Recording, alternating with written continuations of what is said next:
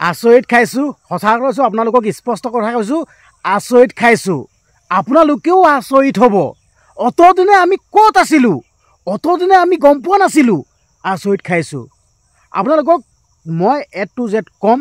হয়তো আপোনালোকে থাম্বনেল আৰু টাইটেল দেখিলে, আৰু থাম্বনেল আৰু টাইটেল দেখিয়ে আপোনালোকে ভিডিঅ'টো চাবলৈ আৰম্ভ হৈছে। কিন্তু মই আচৰিত খাইছোঁ। বিপিন চাউদাং ককাইদেউ, সঁচা কথা কৈছোঁ, মই আচৰিত খাইছোঁ। কিন্তু এতিয়া মই গম পাইছোঁ যেন সঁচাকৈ এতিয়া গম পালোঁ না কথাটো।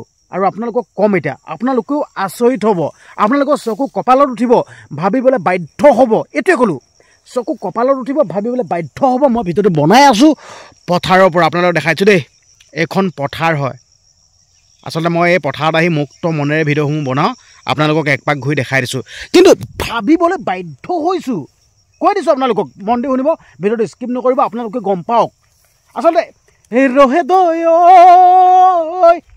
ৰহে দৈ চাৰে গা মা পা শিকিছোঁ ভালেকৈ। এই গানটো কাৰ বাৰু? এই গানটো ৰাজীৱ শইকীয়া ককাইদেউ। আচৰিত পাইছোঁ। অতদিনে আমি ক'ত আছিলোঁ, ক'ত শুই আছিলোঁ। এই গানটো ৰাজীৱ শইকীয়া ককাইদেউৰ। সঁচাকৈ মানে আচৰিত শুনিছোঁ। এই গানটো ৰাজীৱ শইকীয়া ককাইদেউ।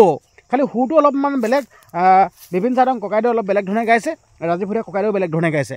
কিন্তু আচৰিত পাইছোঁ, এই গানটো যেন ৰাজীৱ শইকীয়া ককাইদেউৰ। এতিয়াহে গম পাইছোঁ। ছ'চিয়েল মিডিয়াটোত মানে খলকনি সৃষ্টি কৰি আছে।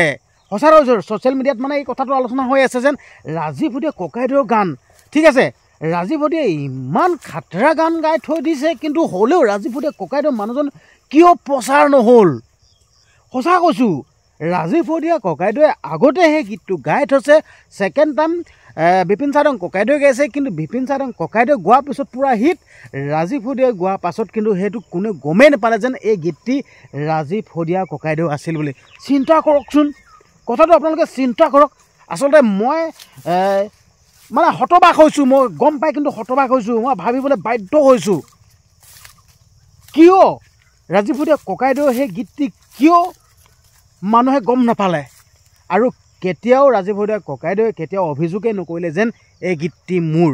চিন্তা কৰক, বেলেগ এজন হোৱা হ'লে কিমান বিতৰ্ক হ'লহেঁতেন, কিমান কি ক'লেহেঁতেন। কিন্তু চিন্তা কৰক, ৰাজীৱ শইকীয়া ককাইদেউ যেন এজন মাটিৰ মানুহ, জাতিক ভাল পোৱা মানুহ, দেশখনক ভাল পোৱা মানুহ। তো সেইকাৰণে ৰাজীৱ শইকীয়া ককাইদেৱে আজি একোকে নক'লে যেন এই গীতটি মোৰ আছিল, আমুকটো মই একোৱে নক'লে। Salute Rajiv Das, salute. আপোনালোকেও চেলুট দিয়ক সঁচাকৈ দেই। আচলতে আমি ৰাজীৱ শইকীয়া ককাইদেউক হেৰুৱাই কিন্তু বহুত মানে দুখ অনুভৱ কৰিছোঁ। আচলতে বহুত কষ্ট পাইছোঁ ৰাজীৱ শইকীয়া ককাইদেউক আমি হেৰুৱাই। এতিয়া আমি চকুলো টুকি লাভ নাই। আচলতে আমি তেতিয়াতে আমি ৰাজীৱ শইকীয়া ককাইদেউক আমি যি প্ৰচাৰ কৰিব লাগিছিল, যি আমি ৰাইজক দেখুৱাই দিব লাগিছিল, চিনাকি কৰাই দিব লাগিছিল, আমি কৰাব নোৱাৰিলোঁ। সেইটোতে মনটোতে বহুত দুখ লাগি থাকিব আৰু সঁচা কথা কৈছোঁ। কিন্তু সেই গীতটো যেন ৰাজীৱ শইকীয়া ককাইদেউ, আচৰিত পালোঁ দেই। ঠিক আছে, হ'ব দিয়ক। ভিডিঅ'টো ইমানেই আছিল, বৰ বিশেষ বেছি দীঘল কৰা নাই।